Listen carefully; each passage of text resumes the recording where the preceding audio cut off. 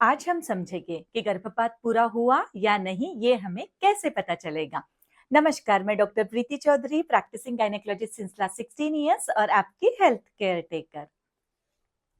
पहले हमें ये जानना जरूरी है कि गर्भपात होता कैसे है। तो गर्भपात दो प्रकारों से होता है, स्वाभाविक गर्भपात या स्पॉन्टेनियस एबॉर्शन, या फिर चिकित्सीय गर्भपात या फिर इंड्यूस्ड एबॉर्शन। स्पॉन्टेनियस एबॉर्शन तब होता है जब गर्भावस्था के दौरान भ्रूण की मृत्यु हो जाती है, जैसे कि सोनोग्राफी में ब्लाइटेड ओवम या फिर मिस्ड एबॉर्शन का दिखना, और ये रिटेन प्रोडक्ट्स गर्भाशय से बाहर निकल आते हैं। ये गर्भावस्था के शुरुआती चरण में मतलब 10 से 12 हफ्तों के अंदर होना अधिक आम बात है। फिर इंड्यूस्ड एबॉर्शन कब होता है? जब गर्भावस्था को जानबूझकर समाप्त किया जाता है। ये गर्भावस्था के किसी भी चरण में हो सकता है और इसके दो प्रकार हैं, मेडिकल एबॉर्शन या फिर सर्जिकल एबॉर्शन। मेडिकल एबॉर्शन में दवाइयों का या एमटीपी पिल्स का उपयोग होता है जो गर्भावस्था को समाप्त करने में मदद करता है। इसे हम डॉक्टर की सलाह से घर पर ही आराम से ले सकते हैं।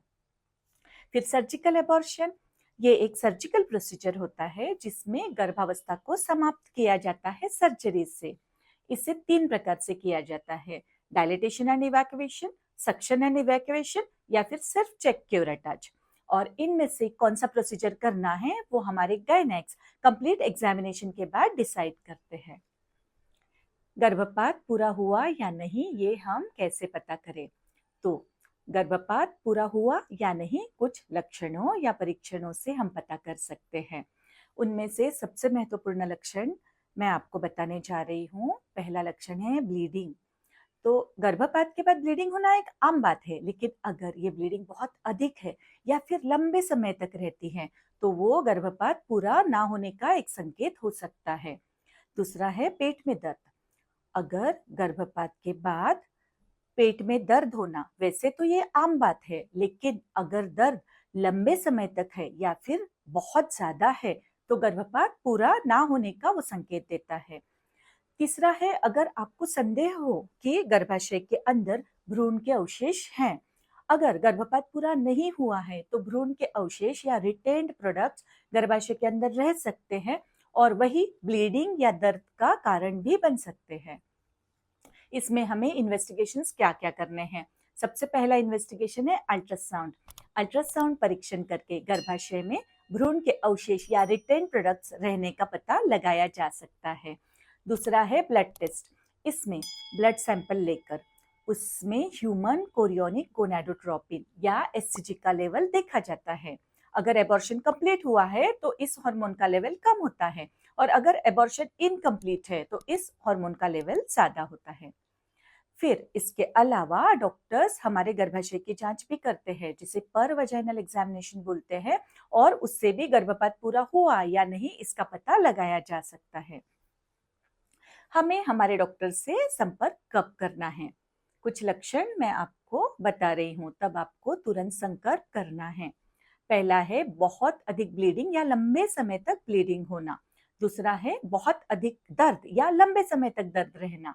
तीसरा है फीवर या फिर सेप्सिस के लक्षण रहना। और चौथा है गर्भाशय में भ्रूण के अवशेष रहने का संदेह होना।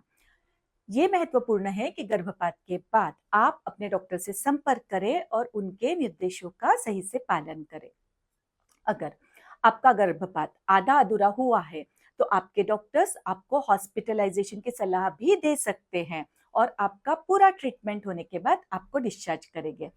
डिस्चार्ज करने के बाद घर पे आपको क्या क्या देखभाल करनी है, उसमें सबसे पहले आप अच्छे से आराम करें, प्रॉपर रेस्ट ले। मैं अपने पेशेंट्स को हमेशा कहती हूँ कि bed rest can do wonders.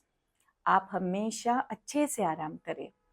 दूसरा है अच्छे से पानी पिए, क्योंकि ज़्यादा पानी की आवश्यकता होती है ताकि हमारा शरीर हाइड्रेटेड रहे। तीसरा है पर्सनल हाइजीन। इसमें हमें पर्सनल हाइजीन अच्छे से मेंटेन करना है ताकि संक्रमण या सेप्सिस का खतरा ना रहे। तो आज हमने देखा कि एबॉर्शन किन प्रकारों से होता है। अगर एबॉर्शन आधा अधूरा हुआ है तो उसके क्या क्या लक्षण होते हैं, और उसका निवारण हमें कैसे करना है।